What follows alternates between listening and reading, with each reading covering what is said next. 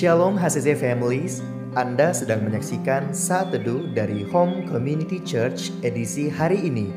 Mari persiapkan hati dan pikiran saudara untuk bersungguh-sungguh memuji menyembah Tuhan, berdoa, dan mendengarkan firman. Kami berdoa lewat Saat Teduh ini, saudara diberkati dan diubahkan Tuhan. Selamat menyaksikan. Shalom, selamat pagi HCC Families, apa kabar? Saya berharap sepanjang hari ini kita bisa mengalami Tuhan secara pribadi. Tapi sebelum kita memulai aktivitas kita sepanjang hari, mari kita memuji Tuhan dulu. Saya mau membacakan satu ayat yang terdapat di Yohanes 3. Ayat ini sangat menguatkan buat saya karena cinta Tuhan buat saya dan saudara. Karena begitu besar kasih Allah akan dunia ini sehingga Ia telah mengaruniakan anaknya yang tunggal, supaya setiap orang yang percaya kepadanya tidak binasa melainkan beroleh hidup yang kekal. Amin.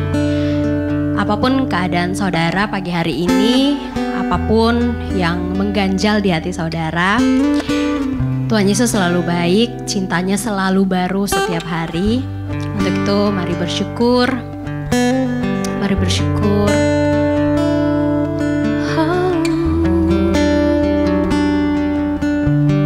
Mari nikmati Tuhan pagi hari ini. Sebab cintanya luar biasa. Engkau baik Tuhan. Terima kasih.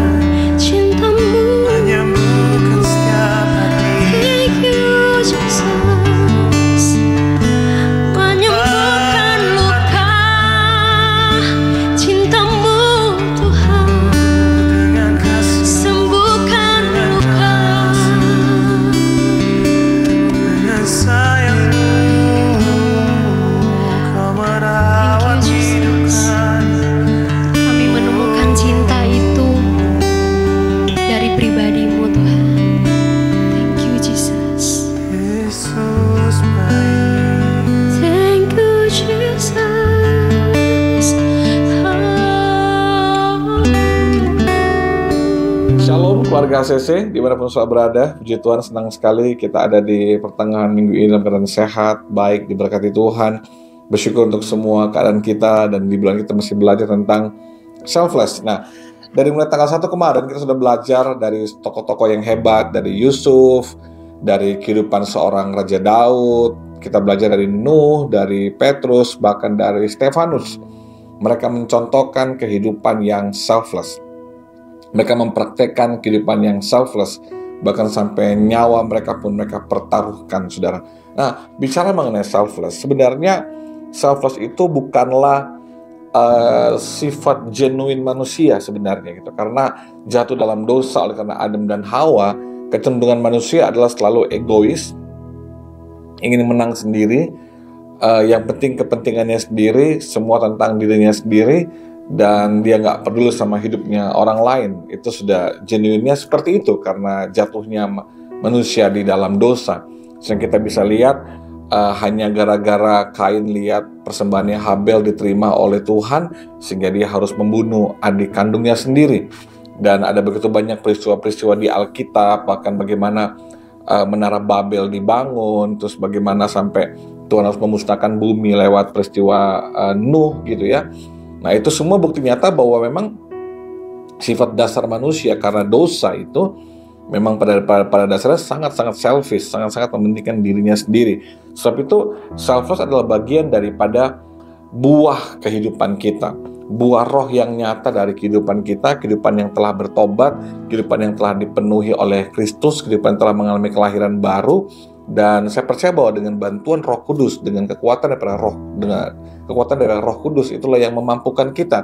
Demikian juga Roh Tuhan yang memampukan Nuh, Petrus, Stefanus, Daud, Yusuf untuk mereka bertindak menjadi selfless di dalam kehidupan mereka. Karena tanpa Tuhan kita nggak bisa selfless dengan benar, gitu ya. Nah, sebab itu menutup seri khotbah saat teduh saya di 1 minggu ini, mari kita mau belajar dari kehidupan Yesus sendiri, yang sebenarnya adalah tokoh sentral daripada satu pribadi yang kita bisa pelajari, yang sangat perfect, sangat sempurna dalam kehidupannya, bahkan dia sangat selfless.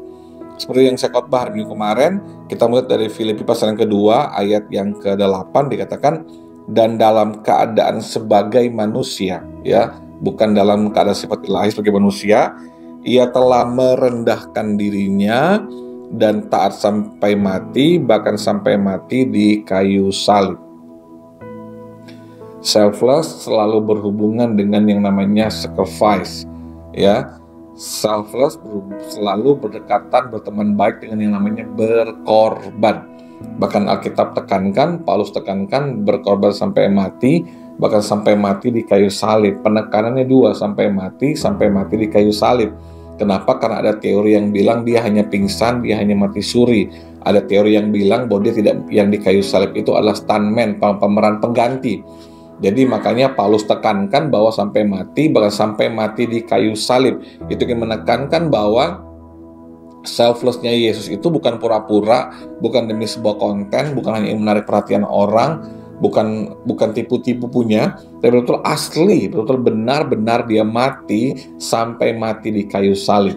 Jadi yang kita bisa belajar dari Yesus adalah tindakan selfless selalu berhubungan dengan korban, sacrifice. Jadi kehidupan kita adalah kehidupan yang mau berkorban buat orang lain. Pengorbanan Yesus itu sangat luar biasa, saudara. Yesus berkorban untuk kita manusia.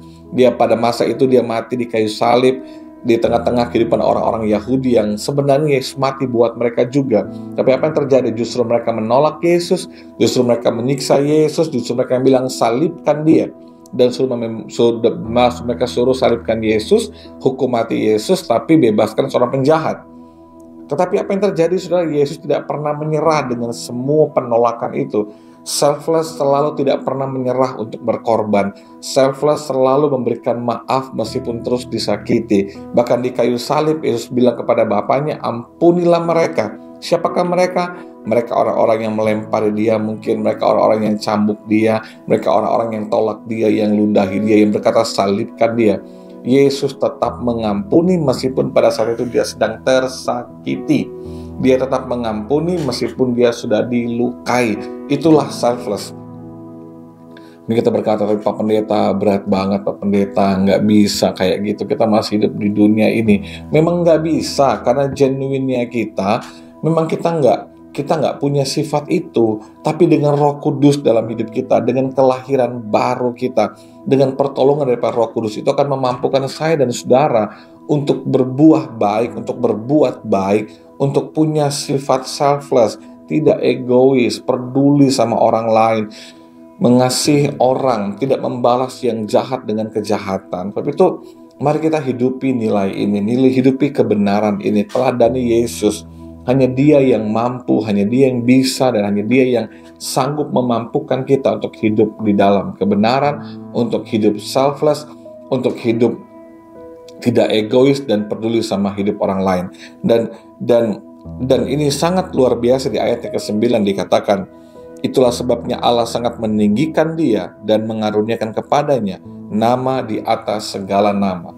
Tindakan selfless Yesus, waktu Dia merendahkan hatinya, mengorbankan dirinya, disitulah Dia ditinggikan dan dipermuliakan. Keluarga HCC, waktu saudara dengan tulus selfless, mau berkorban buat orang, mau tolong orang lain, saudara akan melihat bagaimana Tuhan akan angkat hidup saudara. Yusuf, meskipun dia di penjara, meskipun dia mengalami keadaan yang difitnah, tapi kita udah belajar di hari pertama kemarin bagaimana dia tetap selfless, dia tetap memberikan yang terbaik di penjara sekalipun. Lihat hidupnya diangkat oleh Tuhan, jadi orang nomor 2, dipromosikan oleh Tuhan, disenangi oleh banyak orang.